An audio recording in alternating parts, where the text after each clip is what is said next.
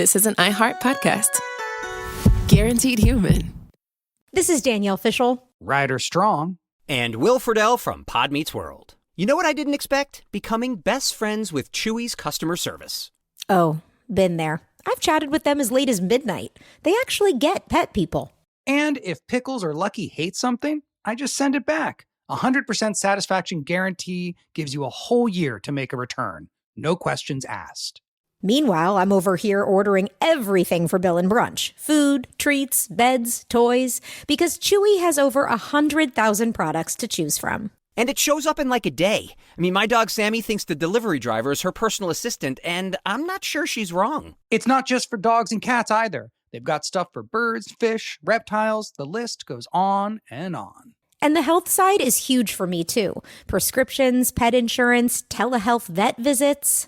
They're even opening vet clinics now. My cat pretends he doesn't care, but he benefits. Chewy just makes the whole pet parent thing easier. For life with pets, the answer is Chewy. Save $20 on your first order with free shipping at chewpanions.chewy.com/world.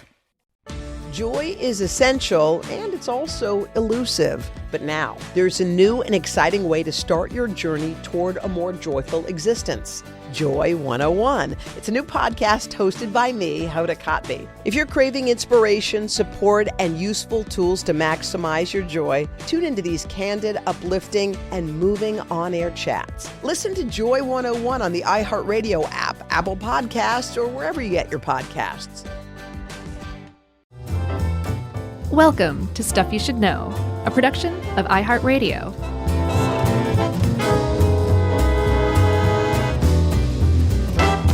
Hey, and welcome to the podcast. I'm Josh, and there's Chuck, and Jerry's here too, and we're just batching it on this episode of Stuff You Should Know. Yeah. So before we get going, my friend, we want to alert people. We got a little something special at the end of this episode. Our former colleague, who is no longer with iHeart, but dare I say, one of the best dudes ever and one of our most beloved colleagues, Mangesh Hattikudur, he is doing his own little, like he calls it, his own little podcast shingle. Mm-hmm. And he's making shows now, and he has a great new show that he's launched called Obsessions, Wild Chocolate, hosted by Rowan Jacobson. And we're going to play a preview of that at the end of the episode, but we wanted to tell people what it was about, right? Yeah, it's pretty awesome. Like, they kind of call it the Indiana Jones of chocolate. Yeah. Where basically these people who are like really into chocolate, they're chocolate makers, are like, yeah, all this cacao that we're finding is really good and some's better than others. But we've heard legend that deep in the Amazon, there's cacao that will knock your socks off, and they go to find it. Yes. And Mangesh made a podcast out of it. So it's cool. Really interesting stuff. It's really well made. Mangesh is really good and knows what he's doing with podcasting. So congratulations to him on his podcast company, Kaleidoscope, and on Wild Chocolate, too. That's right. So check it out, Obsessions, Wild Chocolate. It's wherever you can get podcasts. And stick around after listener mail, where we're going to have a little preview of it. Okay, Chuck. So we're back at it then. That's right. A little COA here. This one's probably rated at least PG-13. I would say that, yeah. I mean, it's not rated R necessarily. But, it's about Bachelor and Bachelorette parties, so there's going to be talk about some stuff. Do you really want your kid to learn about bachelor parties? No. I don't either. No. It's a fair warning. And if you are in other parts of the world and you're like, a bachelor party, what's that? We're talking about a stag party. Sure. For those of you in the UK, Ireland, and Canada. In Australia, we're talking about the Bucks party. Bucks party. That was Boston. And by the way, have you seen Kevin Can F Himself? No, I have not. We got recommended that from a lot of people after the sitcom's up. It's good. That's where I picked it up too. I mean, I was familiar with or aware of it, but it's definitely. Is it good? It's definitely worth watching. Yeah. All right. I've only seen the first episode, and I'm like, this has legs for sure. What does that have to do with Bucks parties in Australia? It's set in Worcester.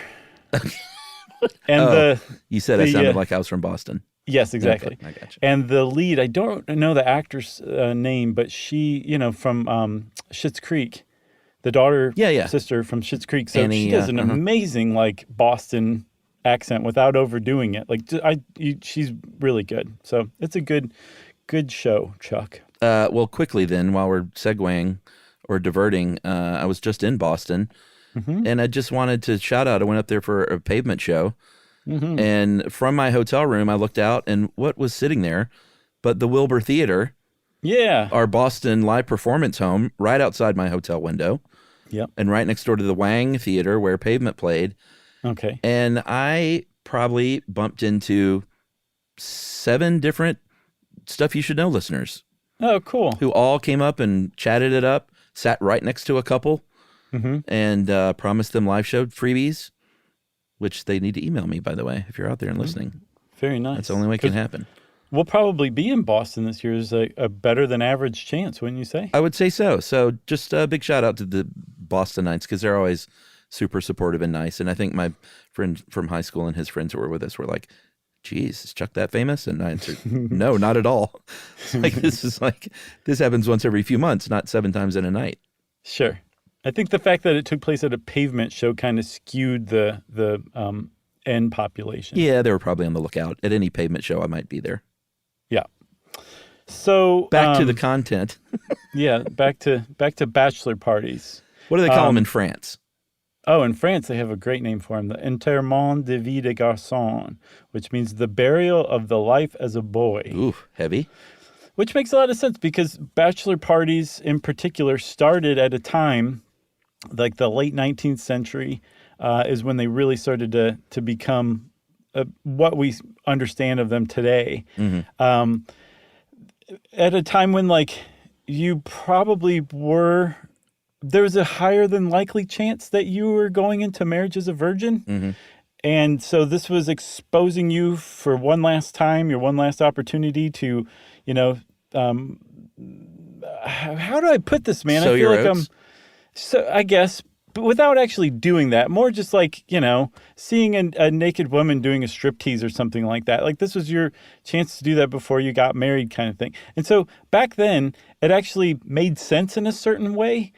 Whereas today, because people are getting married later and later, the bachelor party makes less and less sense.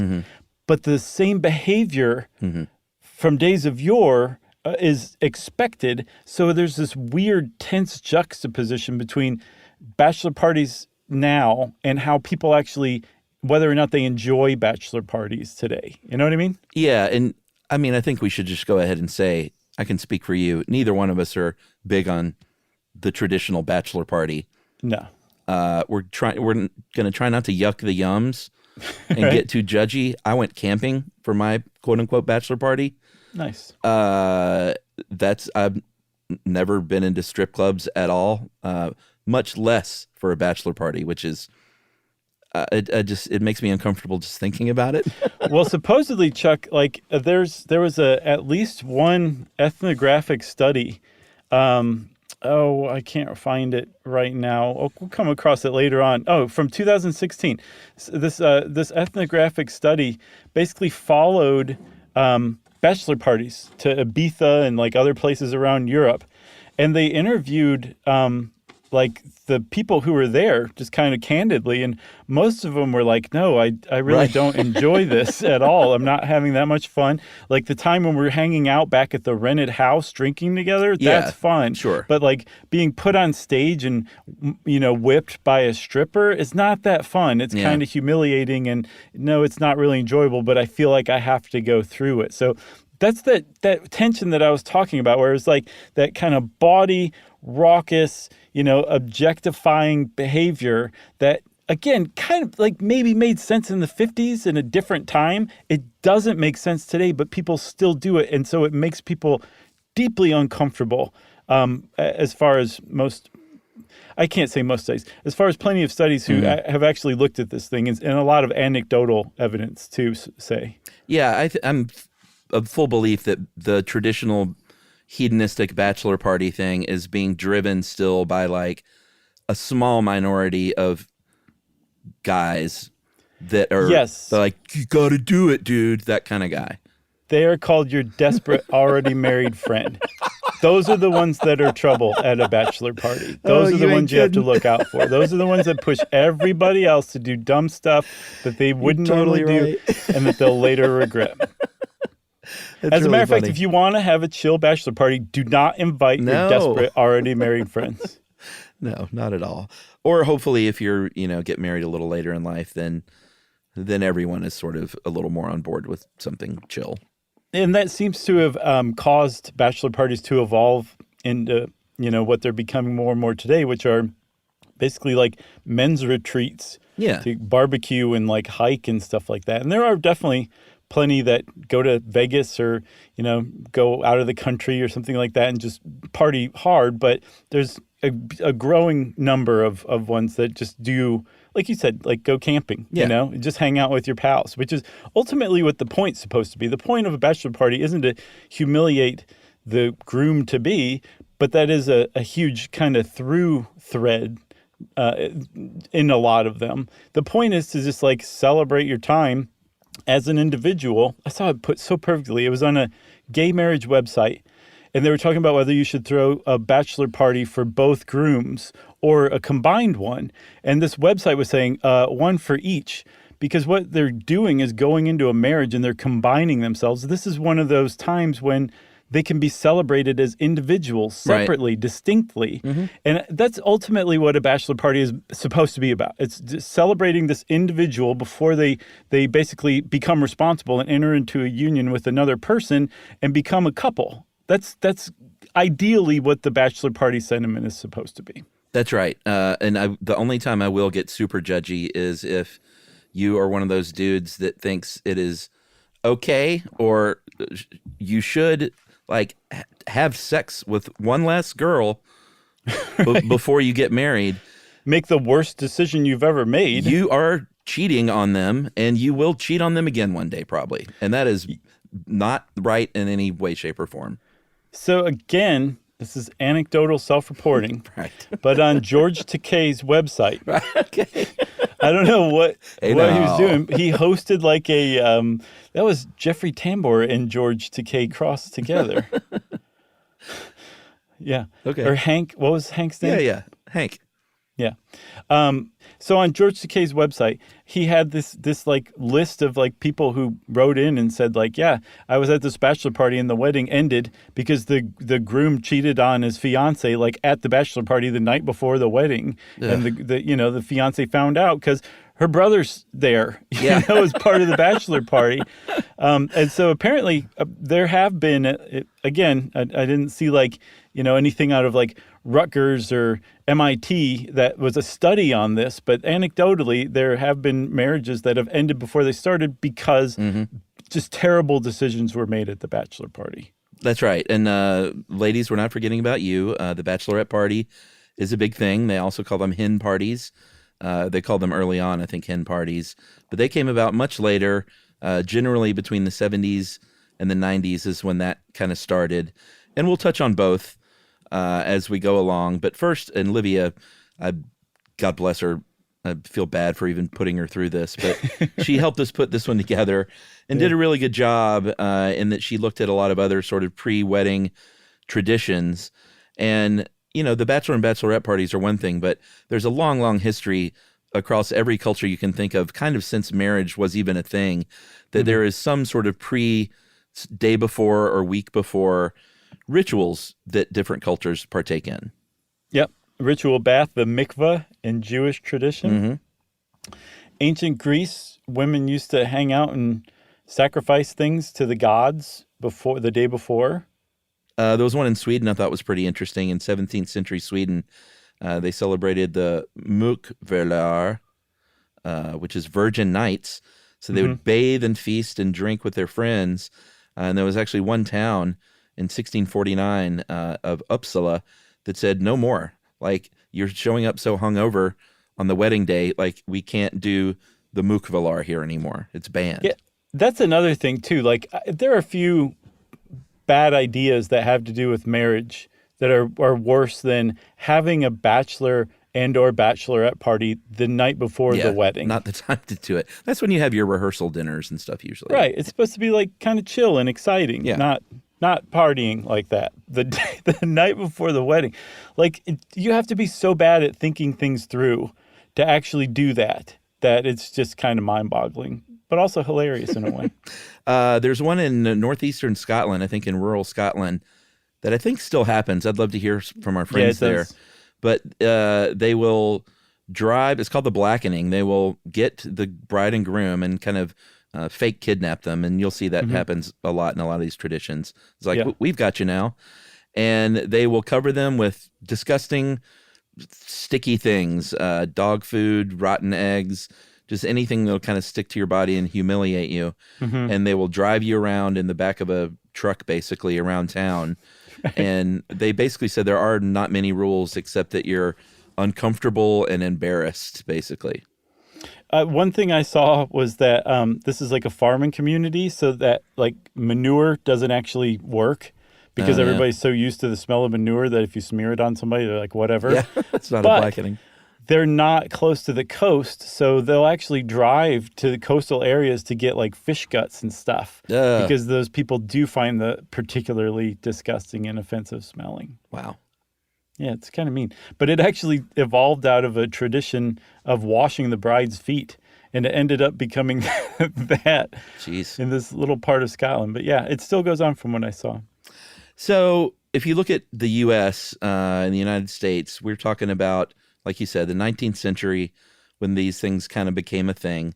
There's a sociologist named Thomas Turnell Reed that did an article with Live Science and basically said, when we became industrialized and we moved into the cities and started working in factories, new rituals came about now that you weren't doing sort of the farming community rituals, where if you had kind of any sort of promotion or anything to mark a rite of passage, people would, maybe an apprenticeship would end or something, you would take people out and you would like drink beer with them, maybe play practical jokes on them, maybe tar and feather their jumpsuit for work or something like that. Right. And this is what this sociologist thinks sort of led to this tradition of bachelor and bachelorette parties of getting together, drinking a lot, maybe some practical jokes. We'll get to those later, but those are still a thing apparently. Yeah, which makes sense. I think it's a pretty good argument because you have these new living situations, but still some of those old surviving traditions. Yeah. So you have to come up with, new customs around those traditions because the old living situation isn't around anymore. I totally buy that. I buy it too. And Livia also found this really cool story that sort of exposed a lot of how the Richies lived in the Gilded Age in New York. It was exposed with something called the Awful Seeley Dinner. And this was the Seeley family in New York. And these were relatives, I think, ancestors of P.T. Barnum, right? Descendants of P.T. Barnum. Yeah, the grandson. What's the difference? I always forget. P.T. Barnum, who came before, was their ancestor. They are the descendants of P.T. Barnum, right? So, that's right. Isn't one of your favorite movies The Descendants? It is, but I also call it The Ancestor sometimes. So Herbert Barnum Seeley threw this party for his brother Clinton, I guess 11 days before he was to be married, and I guess did get married. And it was at a restaurant called Sherry's at a time before there was like dining out was a thing. So this was really, really expensive. Actually, you know what? Dining out was a thing. I looked into this party a little bit more, but okay. If you were really elite, as you'll see, you like a lot of privacy and you like to do some like nasty things sometimes. So there was this big private dining scene in New York at the time that was a really, really big deal. Okay, potato. Okay. But so they were doing this private dining thing. And yeah, that actually makes a lot of sense because they had very tight-lipped wait staff, help, performers. When they were interviewed with the cops, all these people were like, it is not within our social strata to inform on the people who hired us. We just can't. And from what I understand, the cops were like, yeah, we totally get it. We don't have a case, but we totally get it. And it wasn't until Herbert Barnum Seeley told the cops who some of the attendees were that the cops went and interviewed these incredibly rich people and stuff started to come out. And it was like, no, they actually did have a woman who did like this, who jumped naked out of a cream pie or something like that and danced on the table. Her name was Little Egypt. She was kind of a famous dancer at the time. But this is a time where like as far as society was concerned, you did not do this. This is like finding out that, the wealthy have eyes wide shut parties. I think was what it was like, but times a million, because the Victorian era was so genteel. Yeah, but here's the thing. They totally did this. Right. Which is why they had all those private dining events, because they like to do stuff like this. So they were tipped off by, I think, an agent of one of the dancers. The cops were tipped off that there was, lurid things happening. Mm-hmm. So the cops show up and accidentally walk in on a bunch of dancers changing, changing their outfits, and were embarrassed away from the premises. Said we, didn't see anything. And then the Seeleys, it probably would have just kept quiet if it hadn't been for the Seeleys. Right. Taking it back to the city and saying, you know what, well, we want these cops investigated. And so all of a sudden their dirty laundry is being dragged out. And it was quite the scandal of the New York court system, because like you said, these people this quote unquote low society didn't mix with the high society. Right. And all of these people were brought through to testify in court. And apparently the people in court watching was everything from the high society person looking to get dirt or laugh at their comrades or whatever, to the guy on the street who was just looking for warmth in the courtroom. Uh-huh. And so there were all kinds of people mixing in New York when you really never saw this happening. And, the dancers, they had all their outfits rigged to either be snipped off with scissors or for their stockings to drop. And it was just, for the time, very lurid stuff. Big time embarrassment. There's a lot of fun contemporaneous articles. There's one from the New Yorker that's really fun to read about the awful Seeley party. And just a little quick side note about Little Egypt. She was quite the business lady, apparently. Mm-hmm. She was a real estate investor and very sadly died a couple of years later of gas asphyxiation in her apartment, but died with, in today's dollars, about $1 million in the bank. Yeah. So she had it going on. Yeah, and apparently she was secretly married and her husband wouldn't claim her in public, but when she died, he came forward immediately and was like, that was my wife, that's my money. Oh, what a jerk. Yeah. So the upshot of the awful Seeley dinner, as it was called, it gave bachelor parties, or bachelor dinners is what they were called at the time, kind of a bad name, because everybody had assumed that, there's some drinking and, they smoked maybe an extra cigar or something like that. This really exposed them and just it gave them a bad reputation.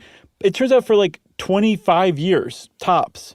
Because no less than Emily Post, in her 1922 book, Etiquette in Society, in Business, in Politics, and at Home, wrote that the bachelor dinner is popularly supposed to have been a frightful orgy, but in reality, it was a sheep in wolf's clothing. So her point was, less than a quarter century after this awful Seeley dinner, when it comes out that the rich at their bachelor parties hire like couples to perform sex shows in the middle of dinner, by this time, Emily Post is saying, no, that was all just hysterical. They're actually very staid events. Yeah, and she really, I don't know if she didn't know what she was talking about. That's what I think. Probably so. Didn't know if she was trying to just make things seem a little more upstanding than they were. But yeah, she probably just didn't even know what was really going on. Right. Because I think it was that very same time period, there was a counterclaim, which I just called the reality of it all. Mm-hmm. There was an oral history gathered by the WPA, which is a Rhode Island French-Canadian textile worker named Henry Boucher, who described in first person his own stag party. Mm-hmm. And it was a raucous affair, basically. They had a priest there that gave a speech about the duties of a married man and gave a toast, but then they basically said he had the good sense to get out of there really quickly. Right. And we were really relieved because, in come the striptease acts and stuff like that. And we didn't want the priest here. So Emily Post had it all wrong. That's my take, that she was just like, this isn't possible. My brain won't comprehend what's actually going on at these bachelor dinners. Yeah. So at the very least, by the late 19th century into the 20s, the bachelor party is really starting to evolve and take shape and reflect what we're seeing today, right? And I say something else that's evolving and taking shape is a ad break. Very nice.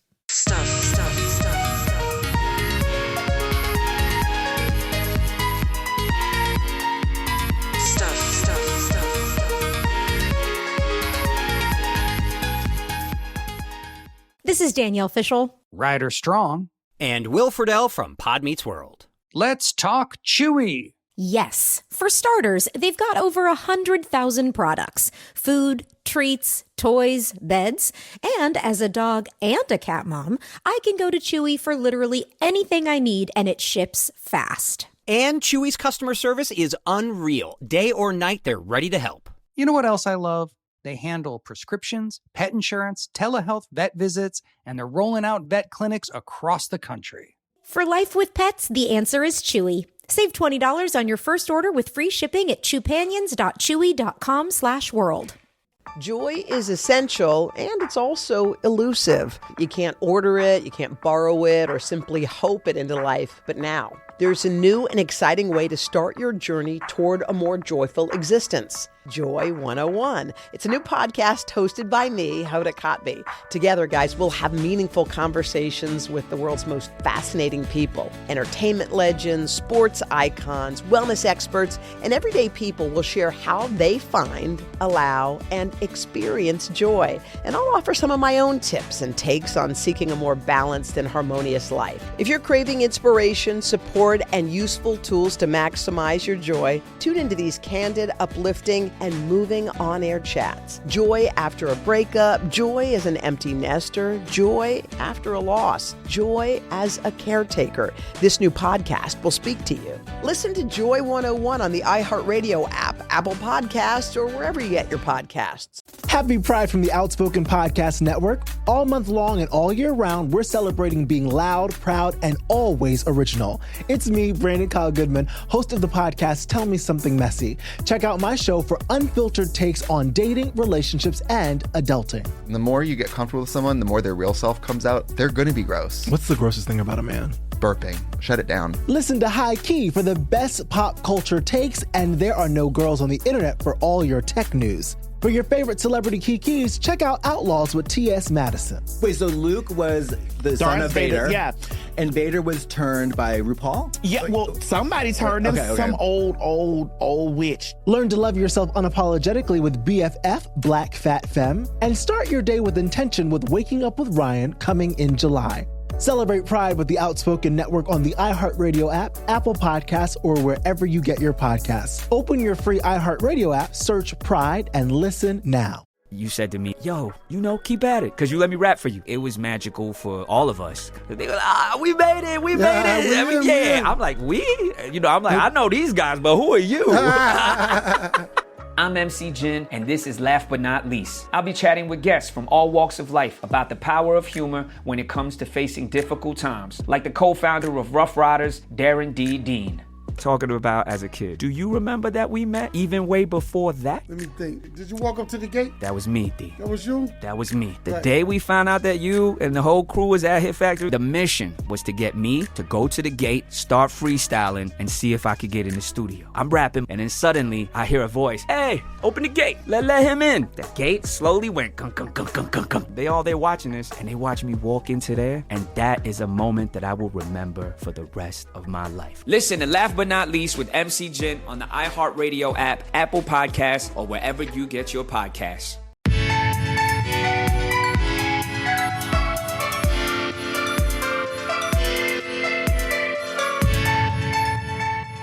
Okay, Chuck, so the whole time that the bachelor party is evolving, starting in the late 19th century, there wasn't really anything that was, what's the word I'm looking for, Chuck? I don't know.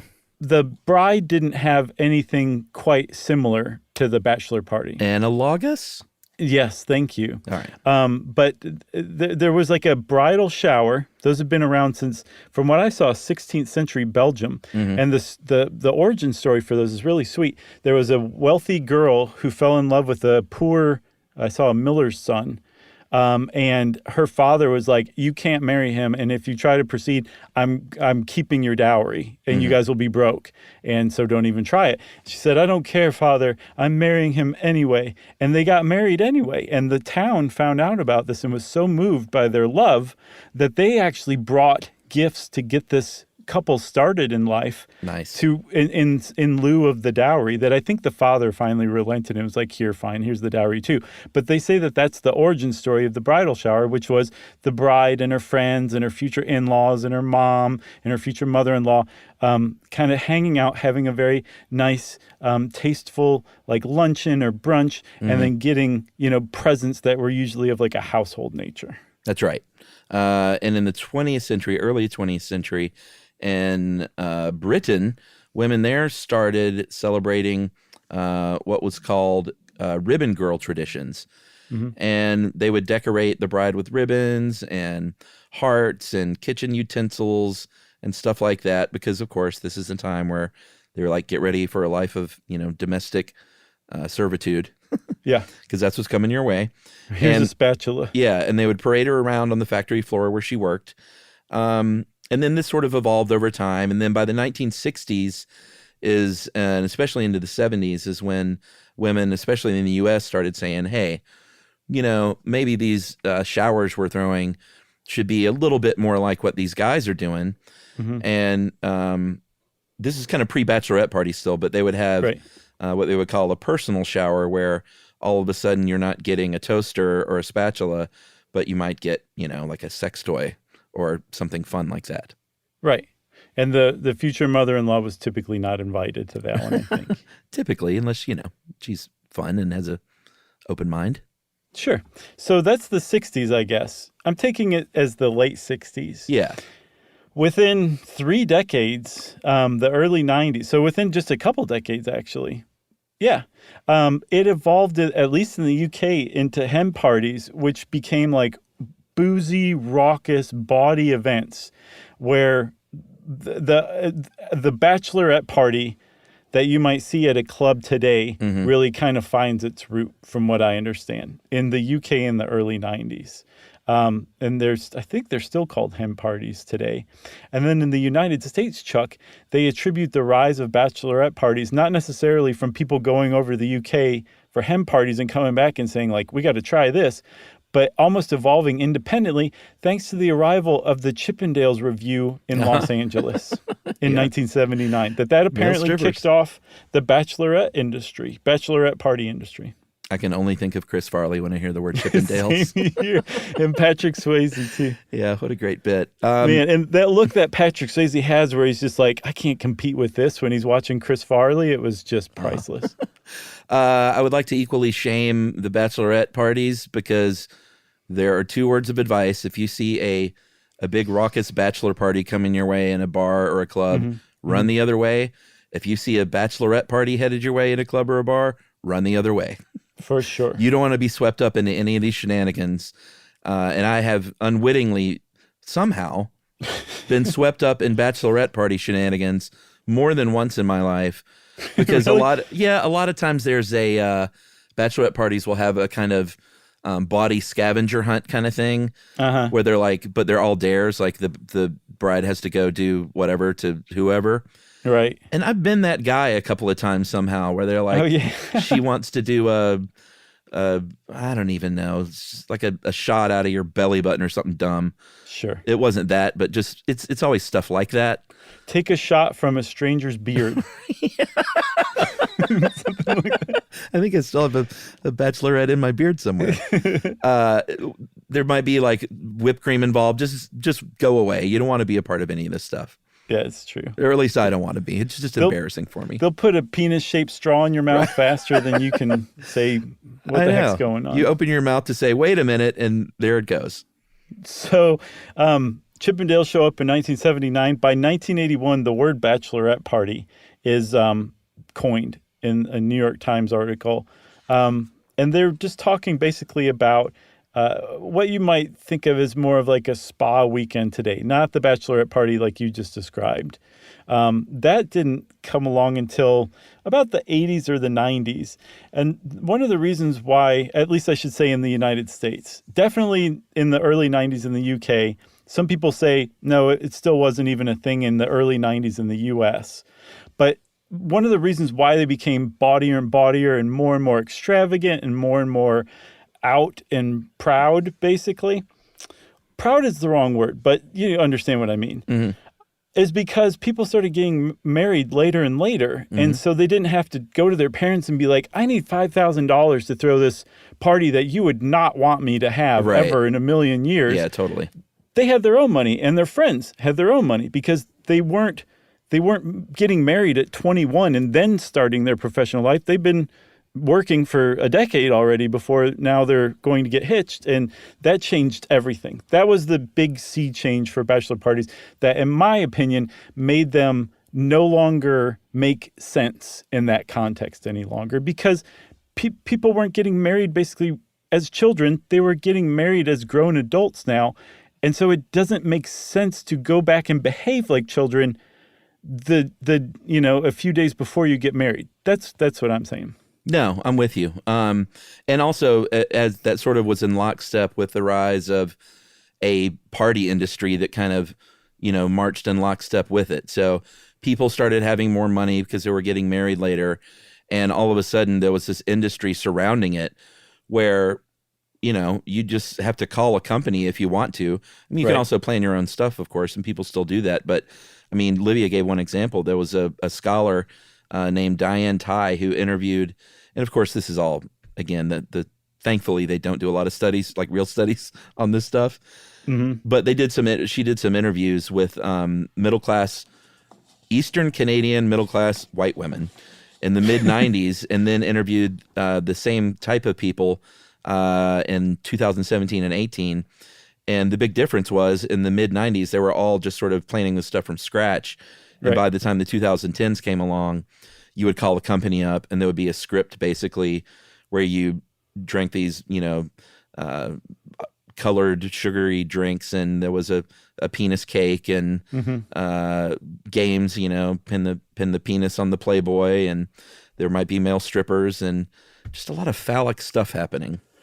Yeah, but it's like, it's one thing to plan all that from scratch. Like, that is your best friend who did that for you. It's another thing for your best friend to just like email a company and be like, I need this on this night, and we'll show up, and then that's it. The soul's taken out of it a little bit. Oh no, I totally agree. Because any party you throw for someone should have that personal planning touch. I think, Yeah, so hats off to the maids of honor from the early 90s. Shout out to them. Right. That's right. If you do any kind of research on Bachelor and Bachelorette parties, you will find a lot of articles kind of starting in the late 90s. Yeah.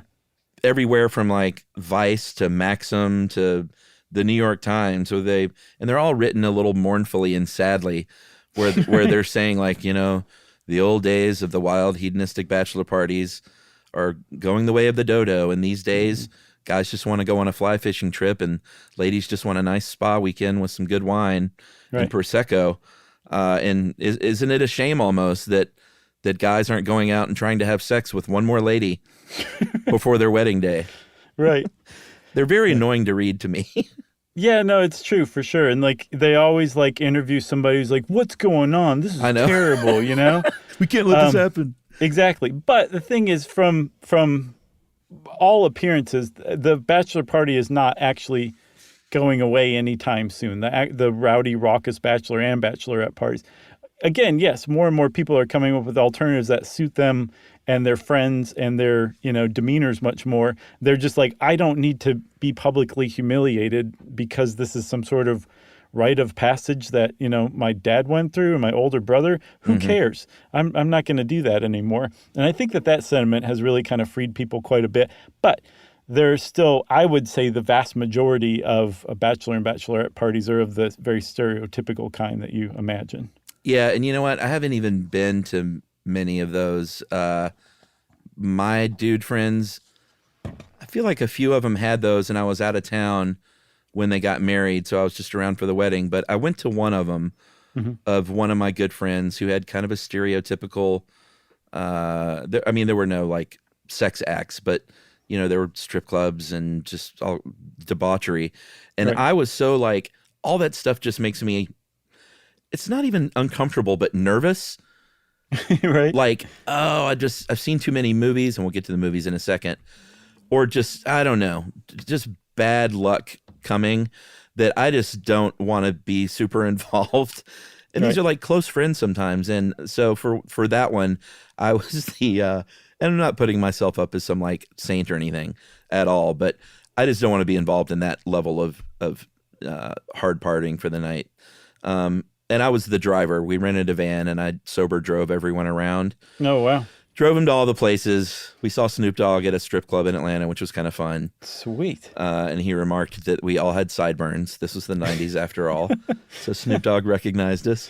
Uh-huh. He was, well, I'll tell you what he said later in private. But as soon as I got them back to the rented hotel and everyone was, going to be in one place, I said goodnight and I left. Oh, yeah? You're like, okay, you're all safe. Goodbye. Thank you. That was it. And I heard the stories later, and I was like, boy, am I glad I left. Right. And these are people that I love, and I'm not judging them, but it's just never been my scene. I'm too nervous about that kind of thing. Yeah, but again, I think it's really cool that younger people today, and I'm younger means, I guess, people in their 30s even, as far as we're concerned, Chuck. Yeah.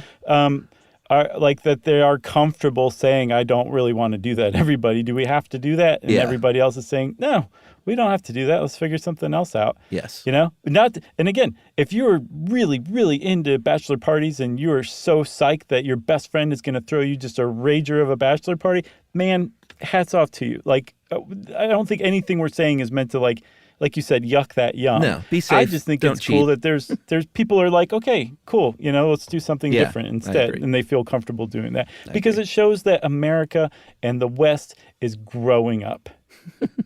Let's take a break. Okay, we'll be right back.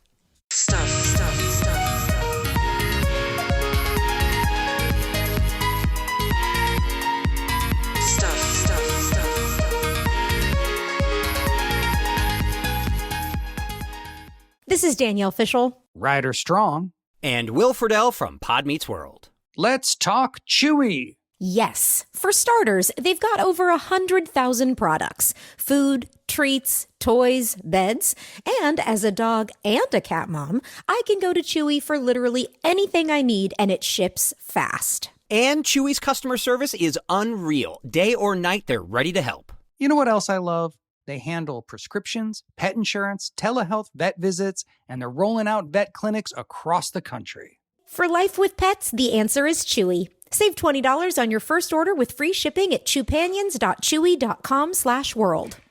Joy is essential, and it's also elusive. You can't order it, you can't borrow it, or simply hope it into life. But now, there's a new and exciting way to start your journey toward a more joyful existence. Joy 101. It's a new podcast hosted by me, Hoda Kotb. Together, guys, we'll have meaningful conversations with the world's most fascinating people. Entertainment legends, sports icons, wellness experts, and everyday people will share how they find, allow, and experience joy. And I'll offer some of my own tips and takes on seeking a more balanced and harmonious life. If you're craving inspiration, support, and useful tools to maximize your joy, tune into these candid, uplifting, and moving on-air chats. Joy after a breakup, joy as an empty nester, joy after a loss, joy as a caretaker. This new podcast will speak to you. Listen to Joy 101 on the iHeartRadio app, Apple Podcasts, or wherever you get your podcasts.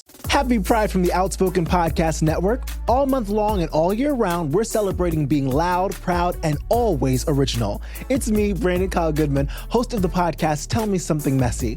Check out my show for unfiltered takes on dating, relationships, and adulting. The more you get comfortable with someone, the more their real self comes out. They're going to be gross. What's the grossest thing about a man? Burping. Shut it down. Listen to High Key for the best pop culture takes, and there are no girls on the internet for all your tech news. For your favorite celebrity kikis, check out Outlaws with T.S. Madison. Wait, so Luke was the son of Vader? Yeah.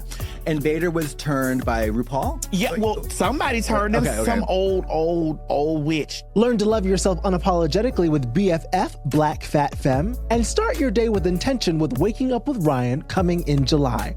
Celebrate Pride with the Outspoken Network on the iHeartRadio app, Apple Podcasts, or wherever you get your podcasts. Open your free iHeartRadio app, search Pride, and listen now. You said to me, yo, keep at it, because you let me rap for you. It was magical for all of us. They were like, we made it. I'm like, we?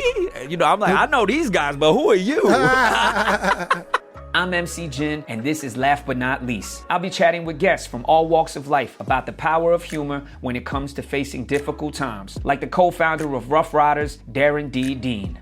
Talking about as a kid. Do you remember that we met even way before that? Let me think. Did you walk up to the gate? That was me, D. That was you? That was me. The Right. day we found out that you and the whole crew was at Hit Factory, the mission was to get me to go to the gate, start freestyling, and see if I could get in the studio. I'm rapping, and then suddenly I hear a voice. Hey, open the gate. Let him in. The gate slowly went gunk, gunk, gunk, gunk, gunk, gunk. They all there watching this, and they watch me walk into there, and that is a moment that I will remember for the rest of my life. Listen to Laugh But Not Least with MC Jin on the iHeartRadio app, Apple Podcasts, or wherever you get your podcasts.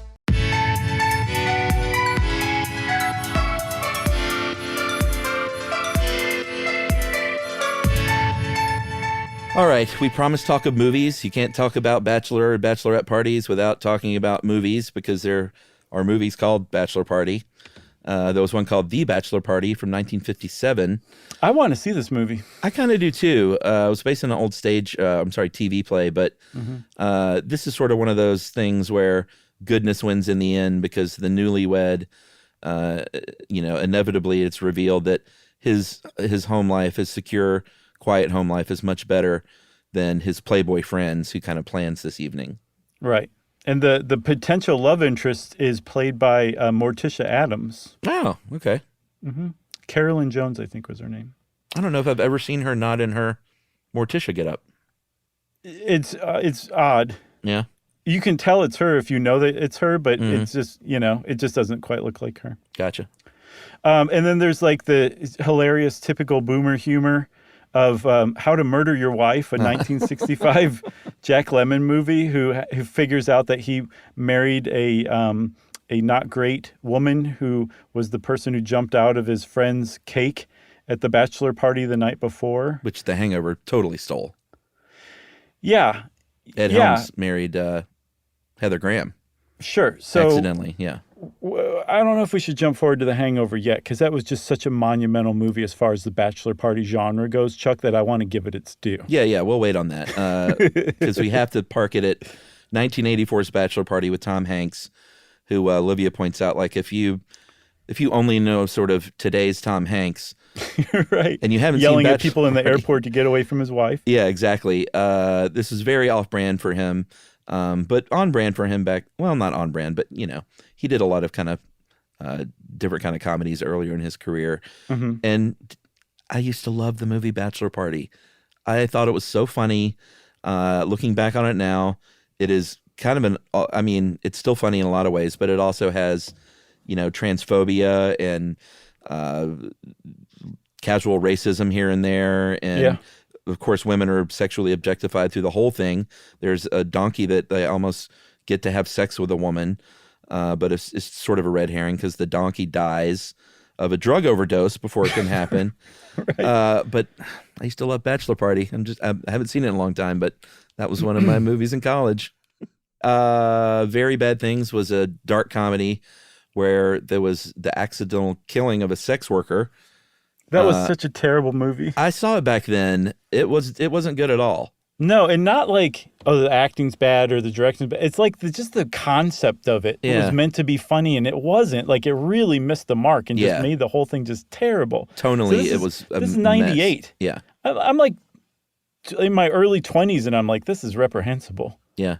The Hangover finally came along in 2009, which took the place of Bachelor Party, I think is sort of the quintessential definitely Bachelor Party movie. And I'm still on record as thinking the first Hangover was a very, very funny movie.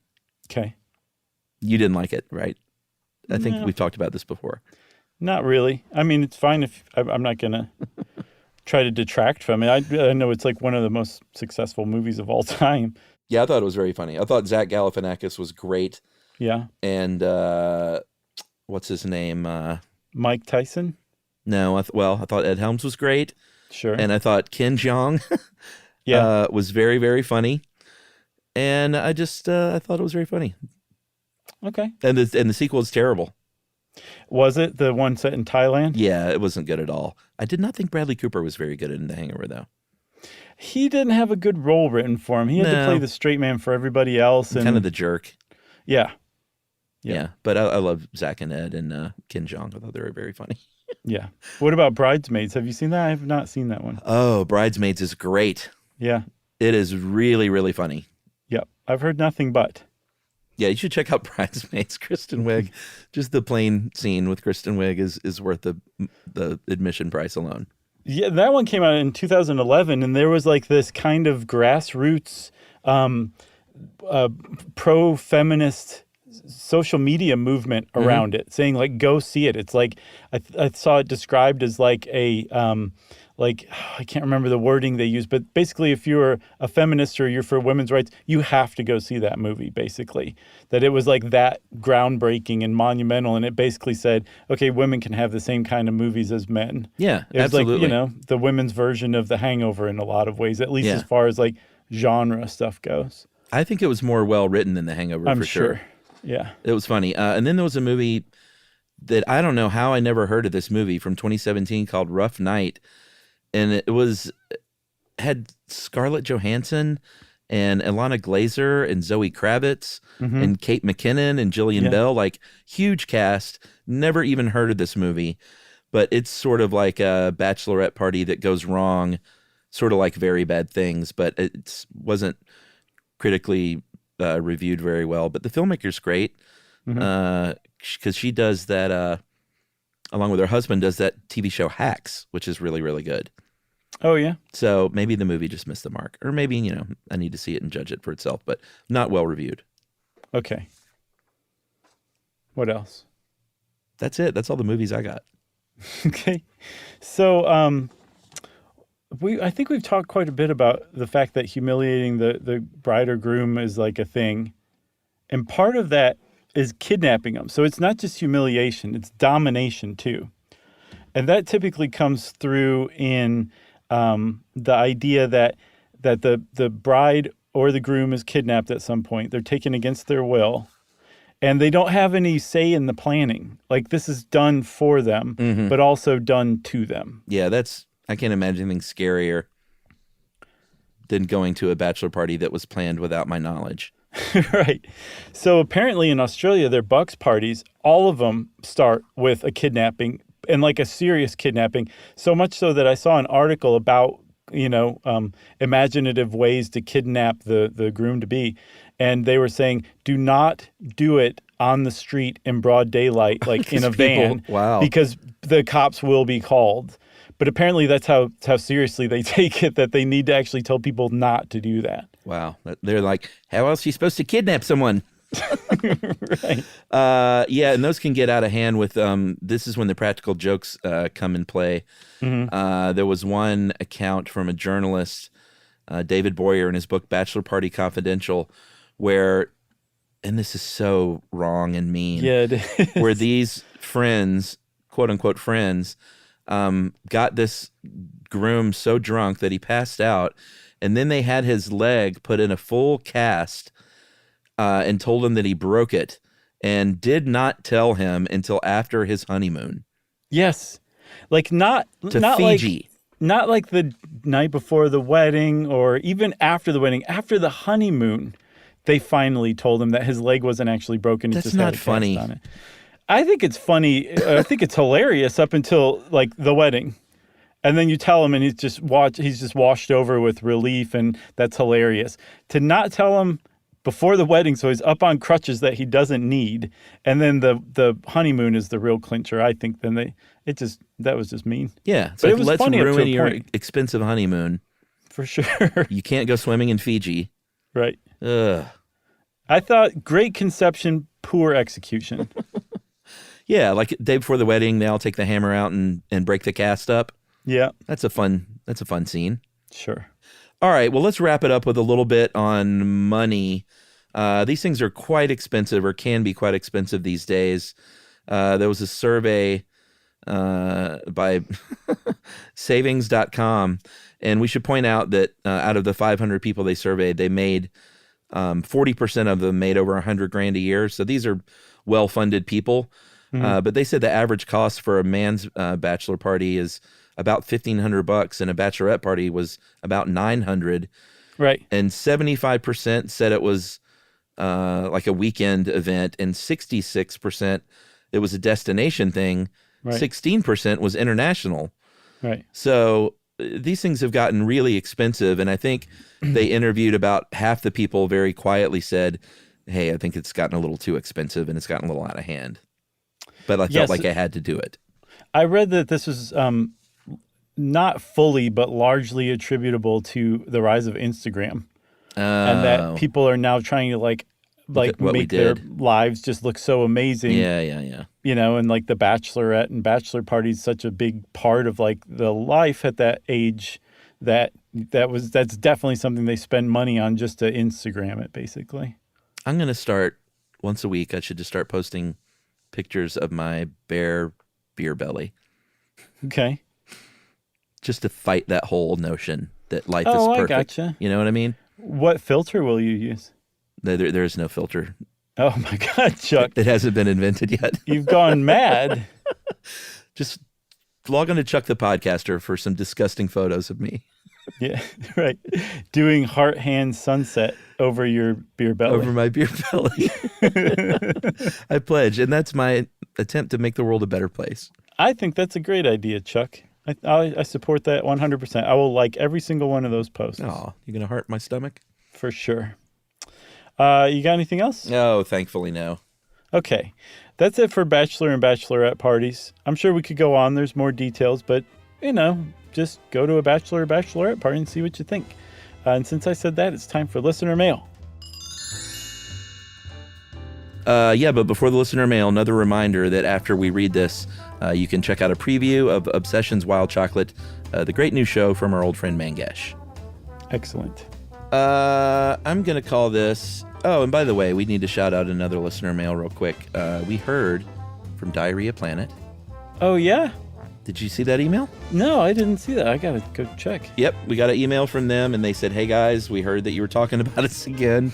Please stop. And I'm sure you've heard that we have a reunion show coming up in Nashville. And then they said if it sweetens the pot, you guys are our guests for the night. Sweet. And I really want to go, but it's in the 2 days of Thanksgiving week. Right. In Nashville, and that's just a tall order, Diarrhea Planet, to talk my family into saying, like, hey, I'm going to leave Thanksgiving week for a night to go see Diarrhea Planet. Right. Emily's understanding, but that may be where the line is drawn. Yes, but regardless whether we make it or not, that was very, very kind of Diarrhea Planet to offer. What I want them to do is come to Atlanta and do another show. Right. Because I'm all over You're like chomping on a cigar. You're like, you come to me. Yeah, come to me, baby. All right, so I'm going to call this Thanks for the Company.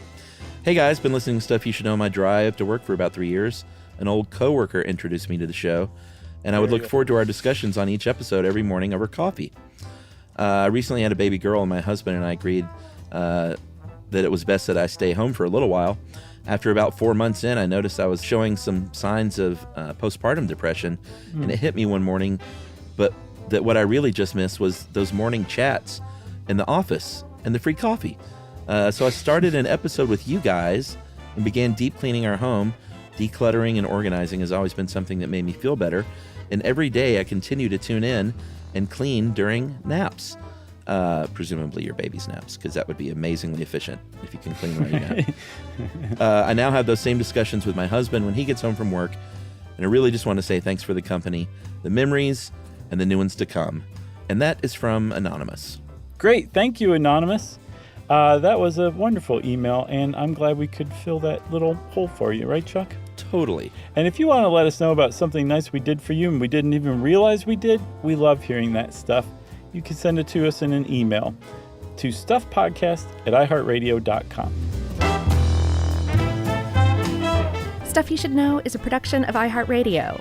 For more podcasts from iHeartRadio, visit the iHeartRadio app, Apple Podcasts, or wherever you listen to your favorite shows.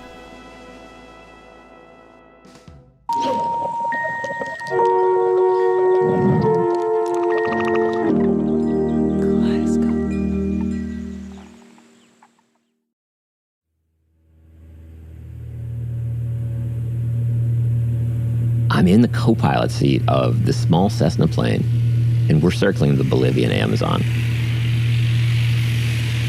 Beside me, the pilot's sweating. because we're looking for a place to land and we can't find one. The weather was bad, and the pilot was nervous, and it was quite exciting. Behind me is this guy I just met a day ago, this German cacao hunter named Volker Lehmann. Volker looks a bit like the German director Werner Herzog. Sounds like him too. The more dangerous or tricky the situation gets, the calmer I get. It's 2010, and Volker's letting me tag along as he searches for a holy grail. Wild cacao, the tree that gives us chocolate. Cacao is native to the Amazon, and now it's farmed all over the tropics, mostly in Africa. A few years before our trip, Volker stumbled upon an incredible variety of wild cacao in Bolivia, and he turned it into this mind-blowing chocolate. So now there's a gold rush for these magic beans, and Volker's hope is to stay one step ahead. There's an indigenous group in the forest called the Yurokare. Rumor has it they have a ton of wild cacao to sell. So the plan is, fly in, find a landing strip, take a dugout canoe to the Yurokare village, strike a deal. Below us, the jungle looks otherworldly. The whole thing is steaming, mist rising to form these immense thunderheads, and the thunderheads are dropping ropes of black rain back to the forest. At one point, we punch through a storm, and water comes spitting through the vents of the plane. I shoot a glance at the pilot, like, what? But he just waves me off. It's getting hard to tell what to worry about and what not to worry about. For that, all I can do is count on Volker, because he's been navigating the Amazon for 20 years. This part of Bolivia is all rainforest and grasslands. It's also a major cocaine flyway. The rivers are dotted with these homemade landing strips, and small planes swoop in, pick up the drugs, and head for Brazil. Those landing strips are super convenient if you need to get into the deep woods quickly, which we do, but it's also super dangerous. Hundreds of people get shot in the Amazon every year for all sorts of reasons. Just being an environmental activist is enough, but stumbling upon a cocaine lab, that's one of the surest ways to make it happen. But when you need a landing strip, you need a landing strip. The problem is that it's the rainy season and everything is flooded. The rivers have risen like 30 feet. The trees are in standing water. The ground is gleaming like a mirror. At last, there's a strip near a small cabin on the river, but it's really short. The rain swamped part of the landing strip, and the landing strip was homemade. It's not an official landing strip. The pilot swoops down to get a closer look, and he doesn't like what he sees, and neither do I. He pulls back up and circles the area, looking for alternatives, but there are no alternatives. The pilot keeps circling back to that original strip, like he's trying to psych himself up, and for all I know, we're running low on fuel. Yet Volker's still sitting there like it's another day in the park, and that is making me more nervous, because I can tell that his appetite for risk is a lot higher than mine. And then, the pilot banks the plane toward that strip. And for a second, I think, well, this must be another reconnaissance run, because nobody would oh no, he's going for it right now. The ground is rising in front of us fast, so I grab the handle above the door, tuck my head, and brace. And we hit. Actually, hit's the wrong word. It's super soft, thanks to all that spongy ground. So we brake hard and slam to a stop, spraying puddles. And I'm like, we made it. Hoo-hoo-hoo.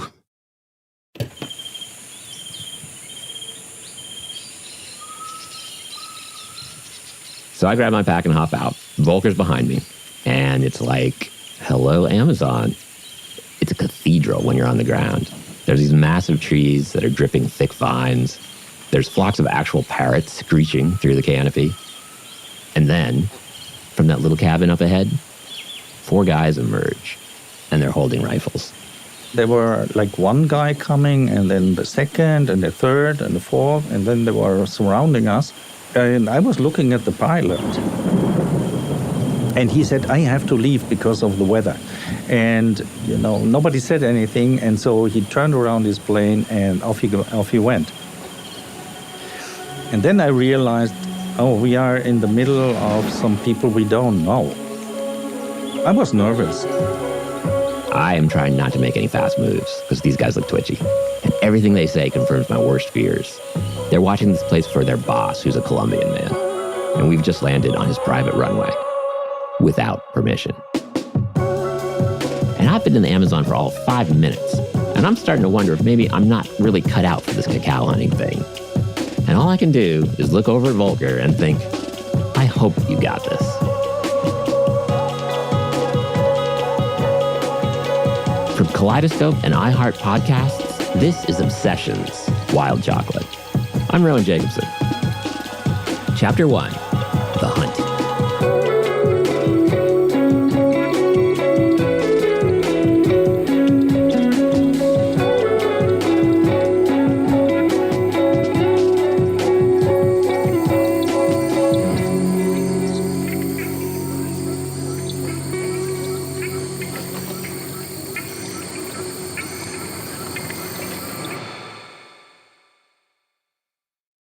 This is Danielle Fishel. Ryder Strong. And Will Friedle from Pod Meets World. You know what I didn't expect? Becoming best friends with Chewy's customer service. Oh, been there. I've chatted with them as late as midnight. They actually get pet people. And if Pickles or Lucky hate something, I just send it back. 100% satisfaction guarantee gives you a whole year to make a return. No questions asked.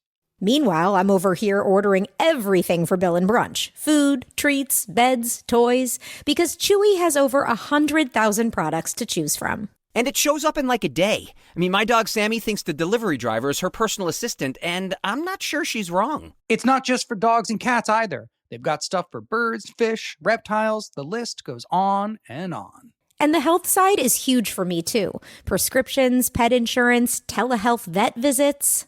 They're even opening vet clinics now. My cat pretends he doesn't care, but he benefits. Chewy just makes the whole pet parent thing easier. For life with pets, the answer is Chewy. Save $20 on your first order with free shipping at chewpanions.chewy.com/world. Joy is essential, and it's also elusive. But now, there's a new and exciting way to start your journey toward a more joyful existence. Joy 101. It's a new podcast hosted by me, Hoda Kotb. If you're craving inspiration, support, and useful tools to maximize your joy, tune into these candid, uplifting, and moving on-air chats. Listen to Joy 101 on the iHeartRadio app, Apple Podcasts, or wherever you get your podcasts. This is an iHeart podcast. Guaranteed human.